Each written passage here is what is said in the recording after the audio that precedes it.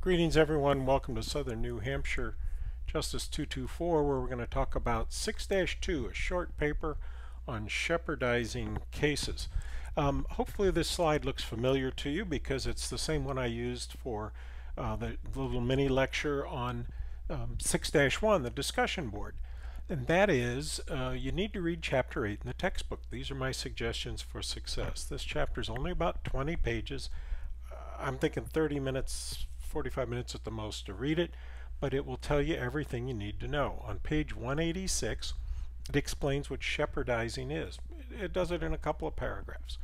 On page 188 through 93, there are some outlines, 3 actually. One, it talks about just the very basics of what Shepardizing is. The next, there are 10 steps in the process to Shepardize a case. They're all listed for you. And then immediately after that, there's an example of Shepardizing a case, and it only takes you through steps 1 through 7, leaving 8, 9, and 10 for you to do on your own. And then on pages 199 through 200, it explains how you can Shepardize a case online. Now, the other thing, additional suggestions, the other things I would like to point out to you, you have a lot of resources available. I would suggest you read all of these before you start the discussion board and before you start your short paper 6-2. It'll just make your life much, much easier. Okay, so in the module 6, read the overview. It talks all about Shepardizing a case. Under reading and resources, there are 2 articles. One of them is called How to Shepardize. The second one is Google Scholar Instructions, and it talks about using Google Scholar to do legal research online. It also comments about the Cornell Law site. Okay, if we take a look at the opening of our Blackboard shell and we come here to Learning Modules, you should find this, and we should find Module 6 right here. And so when we open Module 6, we see, when I talk about the module overview, there it is. If you click on that, up it comes. Nice pretty documents, very short, but it talks about checking the validity of the law, and it talks about what is Shepardizing a case. So those are there for you. Next up is where it says Reading and Resources. So it talks about Chapter 8. I've already mentioned that. So if we come down here to the article on using Google Scholar to conduct free legal research, it tells you how to do that, and also, like I mentioned, includes Cornell Law.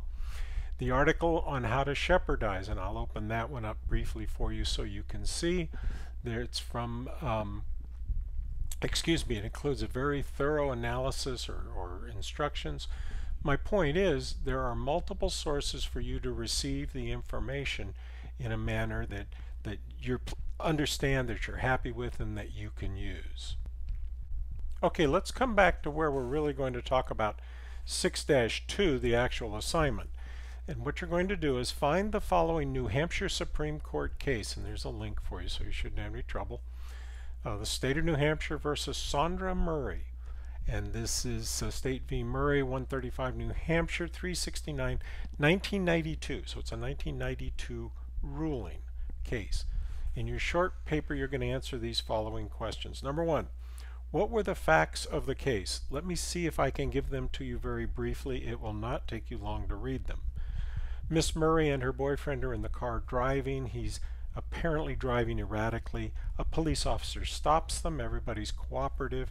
Her boyfriend does not have a driver's license, so he gets arrested.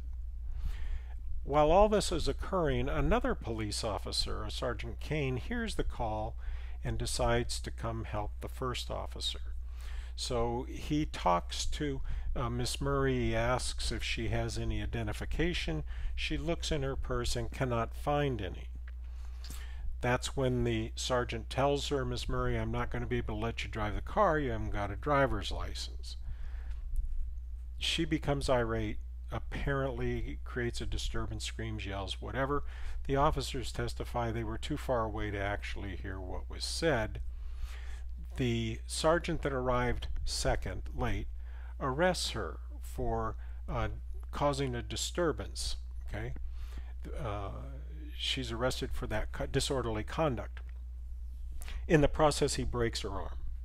After the arrest, he searches her purse, opens up a 35 millimeter film canister, and for those of you that are too young to remember, that's where people carried dope and films what used to fit in a camera.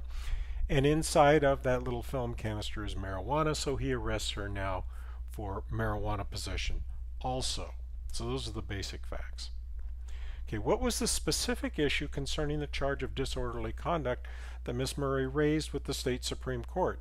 The issue was that the law she was arrested for, disorderly conduct, requires that the public's peace be disturbed. And her contention was there was no public there. There were only 2 police officers, and that you can't disturb a police officer's peace with disorderly conduct. So that's the issue. What was the court's answer to that legal issue? They agreed.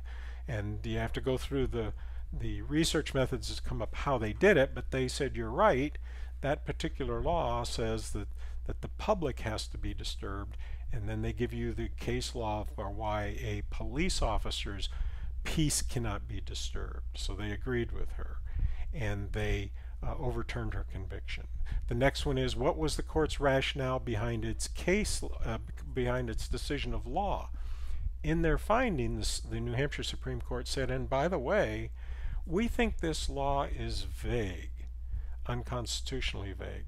However, they did not rule on that because once they ruled that Miss Murray was not guilty of the crime, there was no need to rule on the constitutionality of the law. Then you have to list your steps that you would take to shepardize this case to make sure that it's still valid law. The last thing is the rubric, the short paper rubric. Does this look familiar? It's basically the last slide. You need to make sure you include all the facts of the case, the specific issue raised with the state Supreme Court, the court's answer, the court's rationale, and then of course the articulation of response is your grammar, your English sentence structure, spelling, syntax, all of those things. I hope this helps you a little bit. Don't be overwhelmed by it. I've gotten some emails. Just take it a small bite at a time. Read the chapter. It's a short one. Go through this material. You got about an hour of prep time, and I would guess maybe a couple hours of work to get the paper blocked out and written. So you're looking at maybe 3 or 4 hours. Keep those cards and letters coming. Let me know what I can do to help.